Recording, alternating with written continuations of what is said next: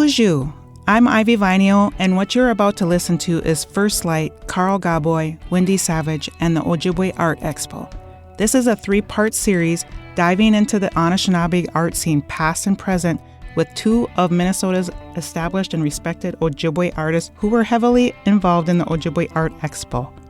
You've heard of it, right? It was a mostly annual traveling exhibition for several decades. It got started in the late 1960s and was partly inspired by the vibrant and growing American Indian art scene in Santa Fe at that time. This series is for anyone who wants an inside look at Native art history in Minnesota, representation and support or lack thereof, and how American Indian art has evolved and positively impacted the lives of so many Native artists over the past 40 to 50 years. White Earth Nation direct descendant Jill Dorfler serves as an interviewer for this series. This program was made possible through the support from Minnesota Arts and Cultural Heritage Fund, Arrowhead Regional Arts Council, and Northland Foundation's Matauking Grant. In the second episode of First Light, Carl Gaboy, Wendy Savage, and the Ojibwe Art Expo, you will learn about the impetus of Native American art movement in the northern part of the United States with the Ojibwe Art Expo. Carl Gaboy and Wendy Savage were 2 of many artists involved, and we'll talk about the founders of the Expo, some of the early artists, as well as challenges and successes of Expo organizers. Most importantly, though, they will discuss the impact of the Expo on future Native artists. Bonjour, hello and welcome. I'm Jill Dorfler, and I'm the host for this program. I'm currently a professor and department head of American Indian Studies at the University of Minnesota, Duluth. I was born and raised on the White Earth Reservation. My mother is enrolled there, and I'm a first-degree descendant. It's my pleasure to have a conversation with Ojibwe artists Wendy Savage and Carl Gaboy today. They've agreed to share some stories about their experiences in the art world, and particularly about the Ojibwe Art Expo.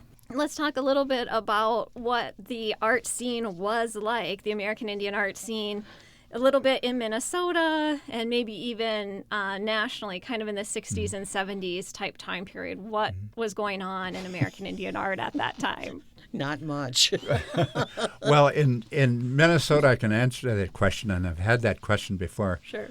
In the 50s and 60s, that what wasn't here.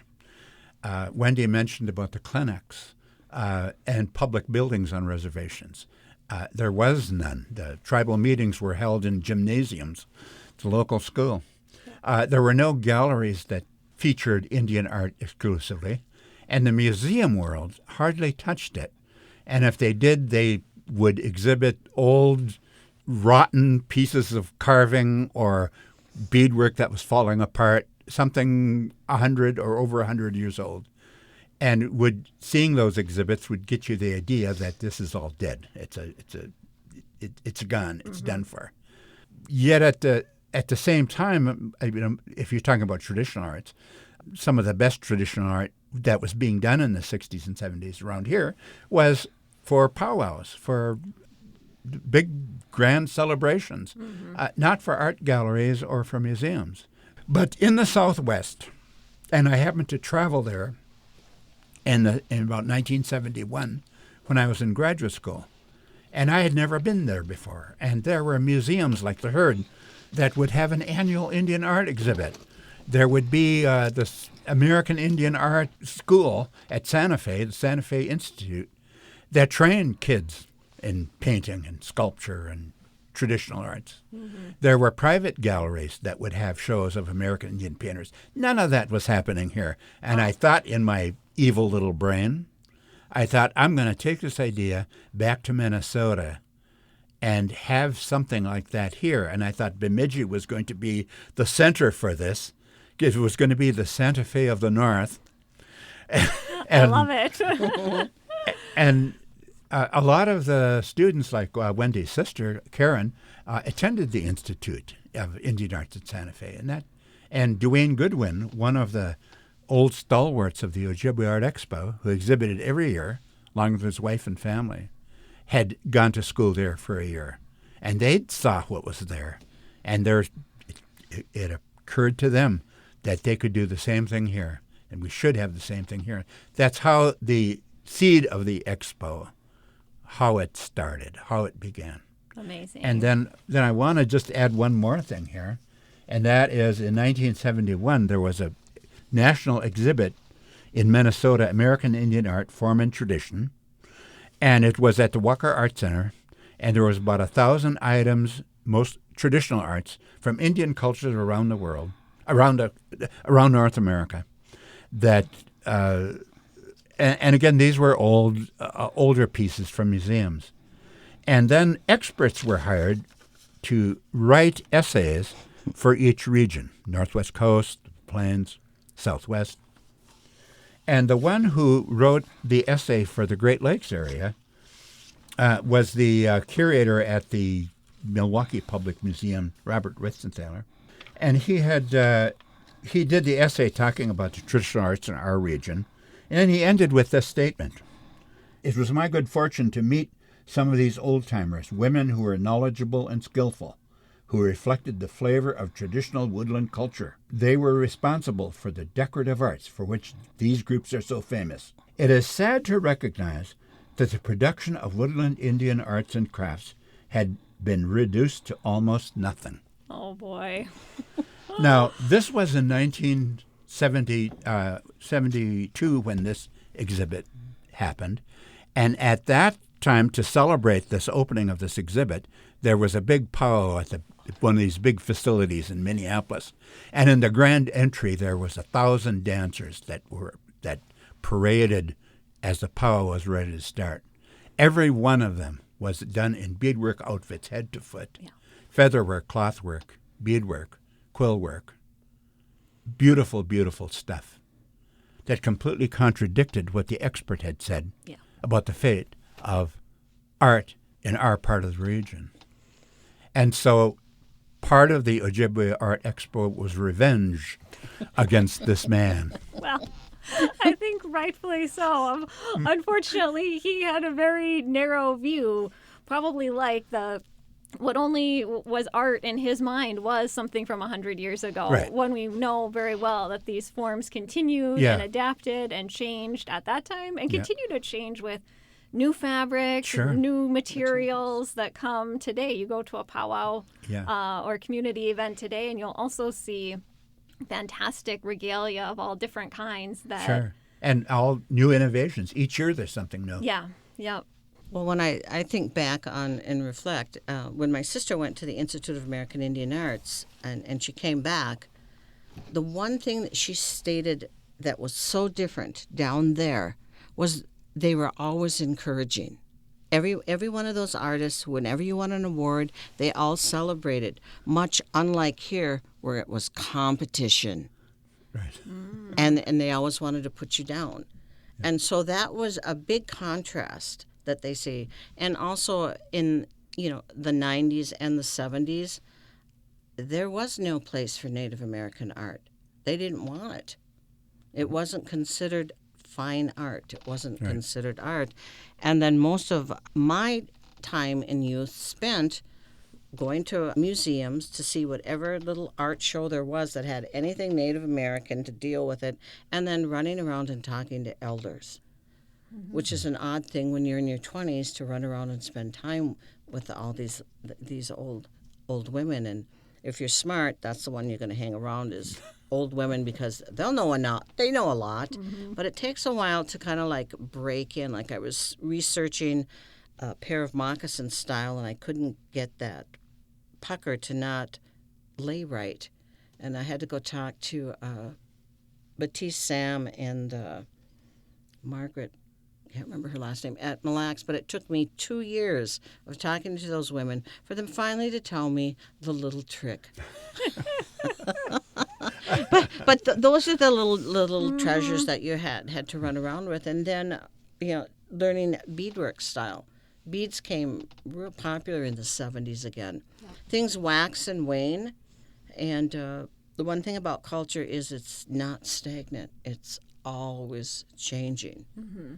And with the innovation of new materials, it's great. Like the project that I want to work on right now is ribbon appliques, the skirts that I've been doing, and I want to research a little bit more onto that. The Ho-Chunks have mastered that ribbon applique pattern. But it was done around here, but it's not here. And so I want to research that more and find out. Well, it's very time consuming. It's very, very time consuming to do. And it was all done by hand. And what we're doing now is we have this stuff called heat and bond. Right. So you cut out your floral of your material, and then you iron on this heat and bond, and you peel it off, and then you stick it on your material, and then you iron it on. and then you take your sewing machine. I mean, instead of turning each little edge around, it's amazing. It's immensely faster It's today. much faster, and also, more people will do it because people don't sit and do handwork anymore that much. The first thing, like when we used to do little workshops and have you could bead here, you could make a little pair of moccasins here, you could make a little doll here. The first thing the young people go is, well, how long is that going to take? Yes. And you're going, well, you're going to have to sit here all afternoon. Oh, I'm not doing that. We become instant success, and even with technology now with phones, it's like I don't have to run to libraries and do the card catalogs anymore. No. I just punch it in. Yeah. So it's been interesting. It's been to see the difference between the 70s and what's going on right now and what's available. You have no excuse not to research. As a professor, I can heartily agree with that statement. Let's talk a little bit about the vision for the expo. I know that you two were involved, but I know that there were a lot of other people involved, and it's probably balancing lots of different ideas at that time, sort of inspired by Santa Fe, sort of inspired by revenge, and maybe some other underlying issues, but I think our listeners would appreciate hearing a little bit more sort of about the expo itself, how it came together. Well, in Bemidji, the students were getting together, deciding what they were going to plan for what was then called Indian Week. And so one of the first things they said, of course, was a powwow.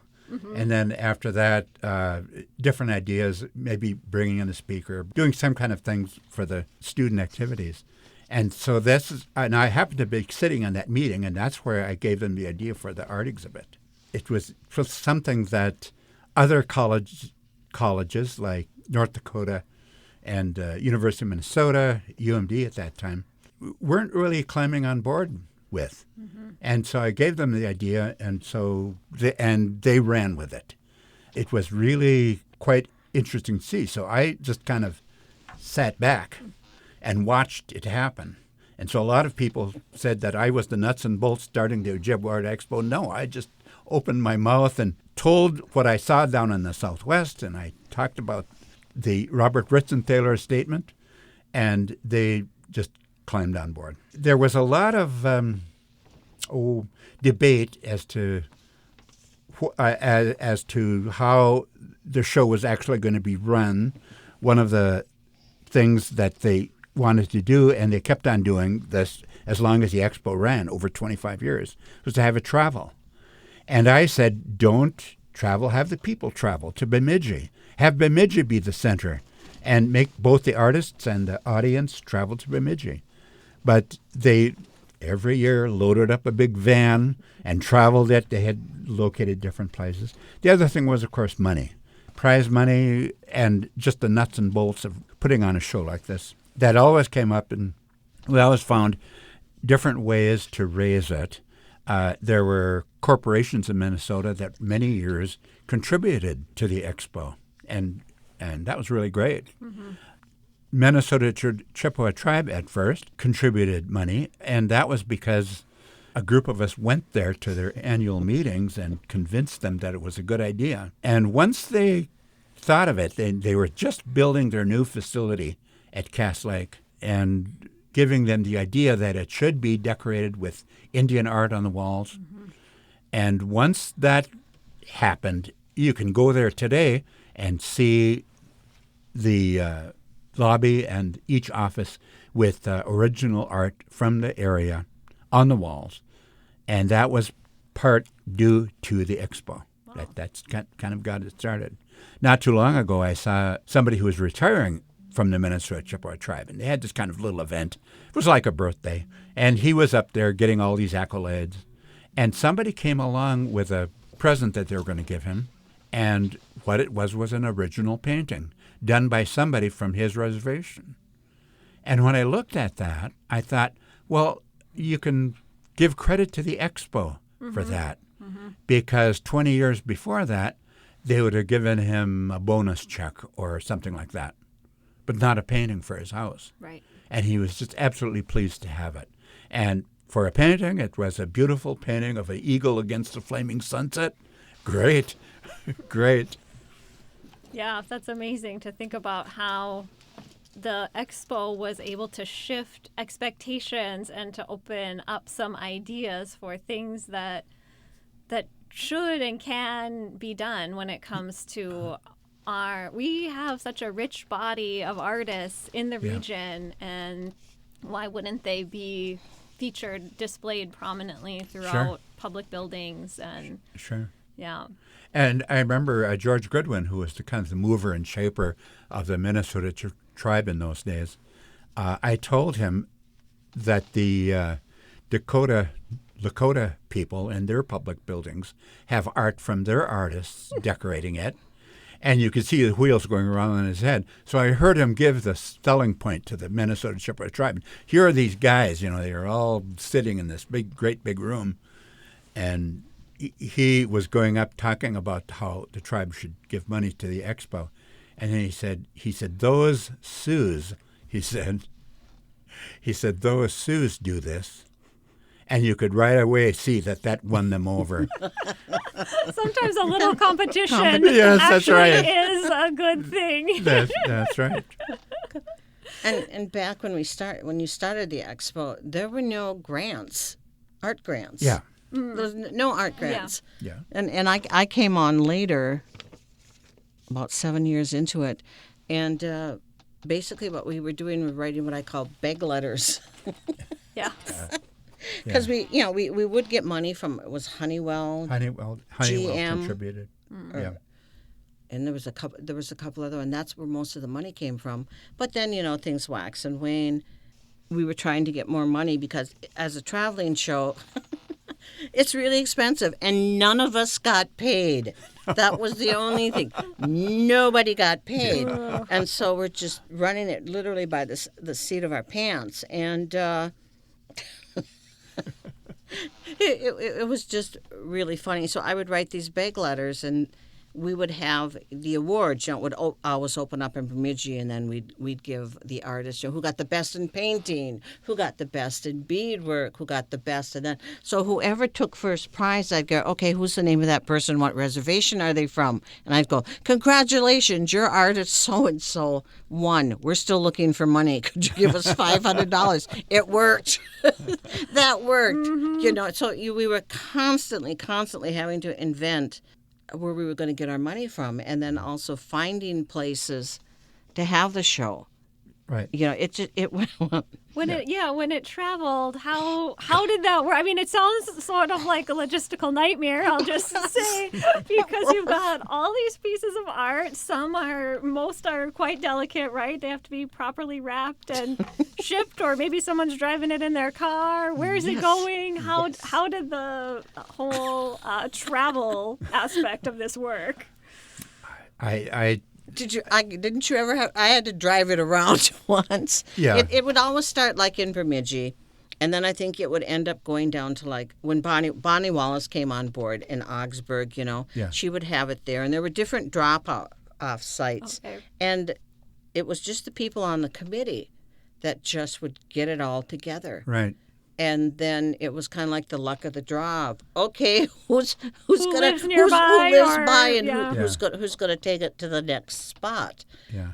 We had no idea what we were doing because none of us were None of us have done anything like this before. And it just worked through pure dedication of people wanting to have it. Yeah. Towards the 80s, it started getting a little more popular. Yeah. And so then when it would come to Duluth, it would go to places like UMD, the Duluth Art Institute, College of St. Scholastica. Right. It mainly went to colleges that had galleries or Indian Studies departments. Yeah. At the time, we didn't think to charge anybody anything. Yeah. Yeah, and you kind of reminded me about the prizes. You know, one of the reasons why I had to fundraise was because we wanted to give awards to the best in show, but that meant we had to have a judge, and that was one of the traditions of the expo, was to invite a guest jurist to award the prizes. Somebody once told me that I started the expo so I could keep winning prizes, but that's not true, because every once in a while I got my clock cleaned by someone else who appealed to the jurist that year. Sure. So sometimes I didn't win anything, and sometimes I did in painting category, but not best in show, that somebody else would win. Rita Erdrich was one of those artists that always was hot on my trail and would knock me off my pedestal. When the expo traveled, it traveled for basically the year, but then you're also planning the next annual expo. Am I correct in this, or how? I mean, because I'm also thinking this becomes an annual event.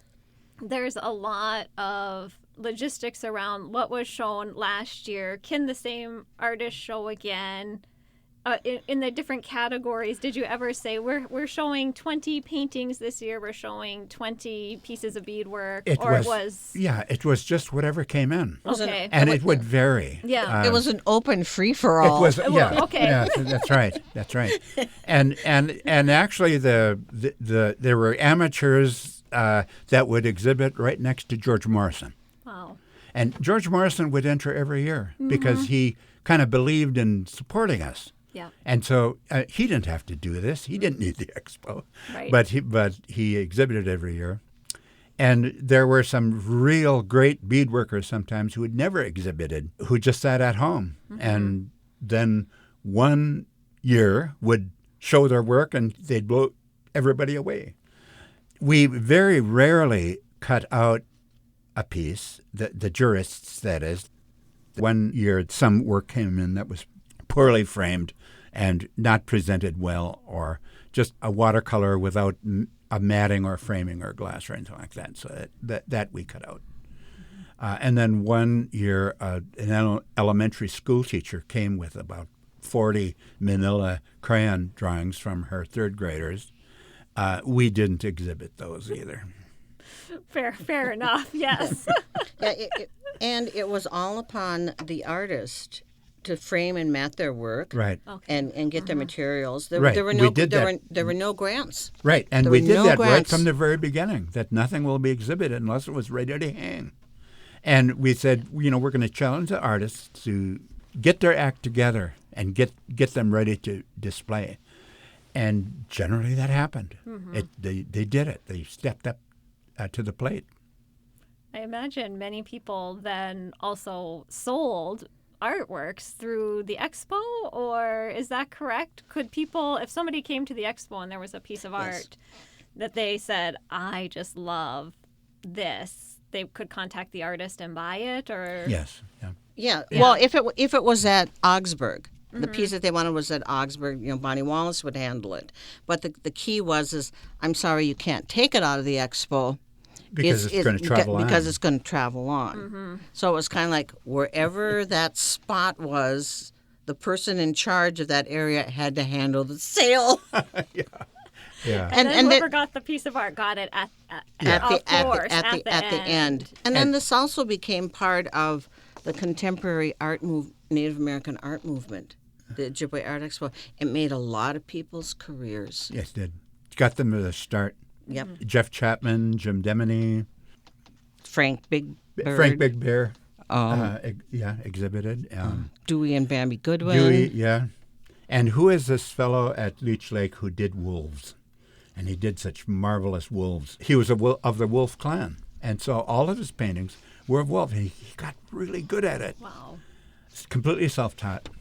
Yeah, but it did make a lot of people's careers. Yeah. Yeah, Got, I mean, you all got have their already, names out there. Yeah, you've Yep. named a lot of names that are well known today in the Ojibwe art world, for sure. David Bradley. Well, he would always put in the show too, David Bradley. Yeah, he did. And your sister B. Your sister my Karen. sister Karen. You. It was always a good balance. It had a good balance of everyone. And then we also had youth also. Some years we a had youth a youth category. Yeah. Okay. So it was just pretty organic by itself, and it just continued to grow and grow. Yeah. And then it got to the point where it was just too big to handle, because a traveling show is the worst thing that you could possibly do.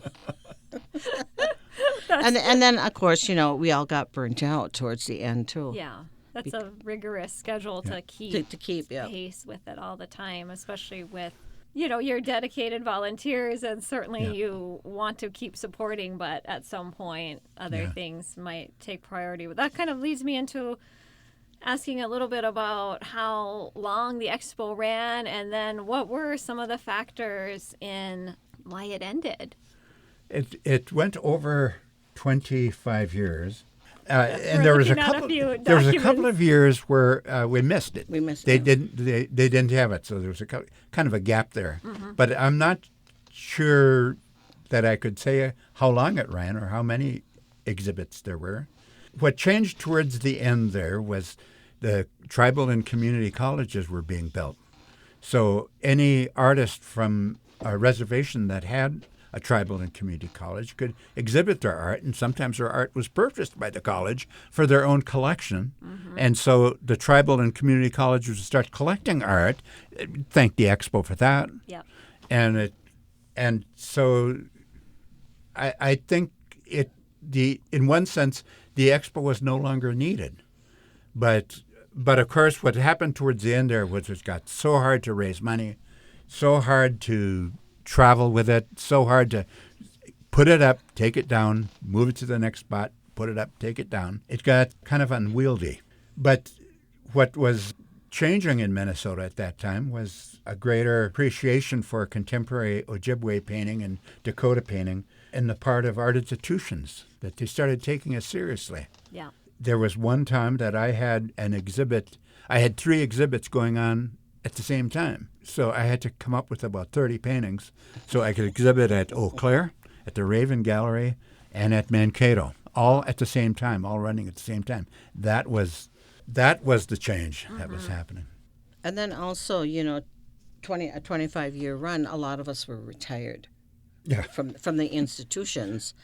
And it's like, how long can you work for nothing? Because this took a lot of time and a lot of energy. And so Bonnie and I did the last Ojibwe Art Expo, and we honored George Morrison. And it was at the Duluth Art Institute. It went to a couple other places also.